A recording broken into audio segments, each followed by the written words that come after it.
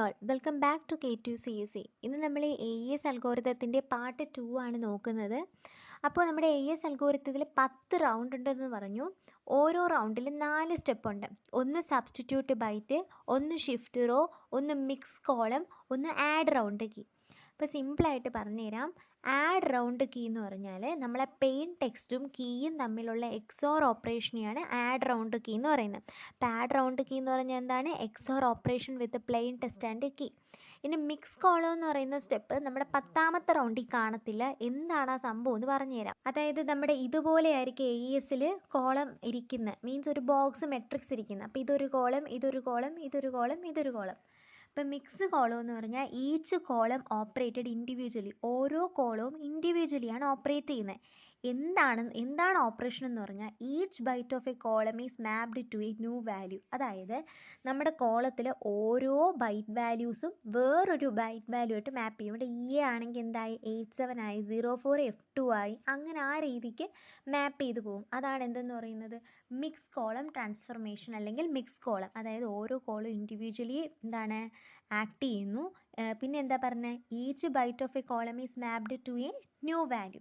അപ്പോൾ add round കീയുമായി mix കോളമായി. ഇനി വേറെ വരുന്നതാണ് ഷിഫ്റ്റ് റോ. ഷിഫ്റ്റ് റോ എന്ന് പറഞ്ഞാൽ അത് ഞാൻ സിമ്പിളായിട്ട് പറഞ്ഞുതരാം. ഇതിൽ ഫസ്റ്റ് റോയിൽ ഒരു ട്രാൻസ്ഫർമേഷനും നടക്കത്തില്ല. ഓക്കെ.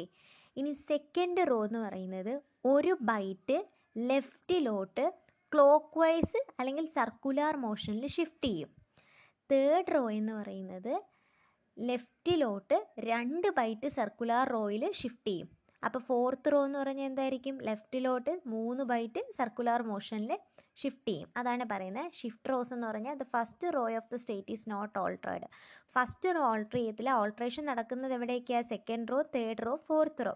സെക്കൻഡ് റോയിൽ എന്താ നടക്കുന്നത്? Second row is shifted 1 byte to the left in a circular motion.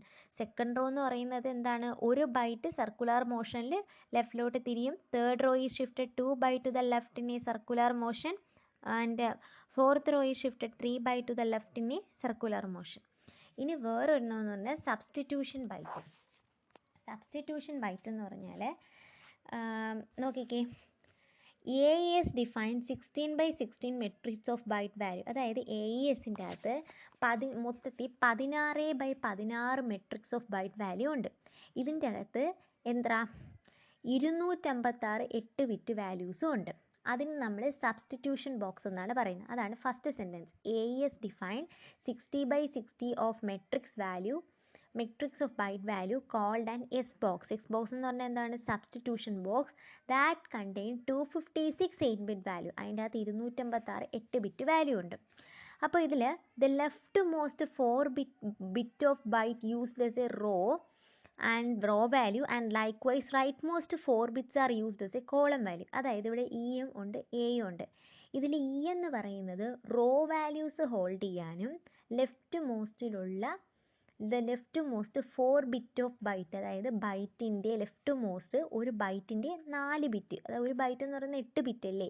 അപ്പോൾ അതിൽ ലെഫ്റ്റ് മോസ്റ്റ് ഇരിക്കുന്ന 4 ബിറ്റ് എന്താണ്? റോ വാല്യൂസിന് സ്റ്റോർ ചെയ്യാനും ബാക്കി 4 ബിറ്റ് ഉണ്ടല്ലോ ഒരു ബൈറ്റിൽ, ആ റൈറ്റ് മോസ്റ്റിൽ ഇരിക്കുന്ന 4 ബിറ്റ് എന്താ? കോളം വാല്യൂസിന് സ്റ്റോർ ചെയ്യാനാണ് വച്ചിരിക്കുന്നത്. അപ്പോൾ ഇതാണ് ആ AESൽ ബാലൻസ് ഉണ്ടായിരുന്ന പോർഷൻ. അപ്പോൾ ഒരു റൗണ്ടിൻ്റെ അകത്ത് എന്തൊക്കെ സ്റ്റെപ്സാണ് നടക്കുന്നതെന്നാണ് നമ്മൾ നോക്കിയത്.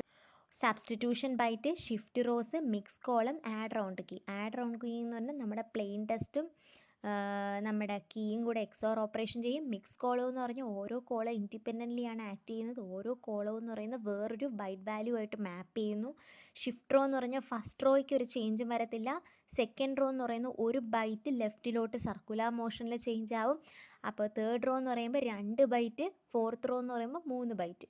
പിന്നെ സബ്സ്റ്റിറ്റ്യൂഷൻ ബൈറ്റ് എന്ന് പറയുമ്പോഴത്തേനും നമ്മുടെ AESൻ്റെ അകത്ത് എന്താ പറഞ്ഞത്? 16/16 മെട്രിക്സ് വാല്യൂ ഉണ്ട്. അതിന് S ബോക്സ് എന്ന് പറയും. അതിൻ്റെ അകത്ത് 256 8 ബിറ്റ് വാല്യൂ ഉണ്ട്. പിന്നെ എന്താ പറയുന്നത്? നമ്മൾ കൊടുക്കുന്ന 8 ബിറ്റ് വാല്യൂവിൽ ലെഫ്റ്റ് മോസ്റ്റ് ഇരിക്കുന്ന 4 ബിറ്റ് എന്ന് പറയുന്നത് റോ വാല്യൂസ് ഹോൾഡ് ചെയ്യാനും റൈറ്റ് മോസ്റ്റിലിരിക്കുന്ന 4 ബിറ്റ് കോളം വാല്യൂസ് ഹോൾഡ് ചെയ്യാനുമാണ് ഇരിക്കുന്നത്. ഓക്കെ, ഇത്രയേ ഉള്ളൂ.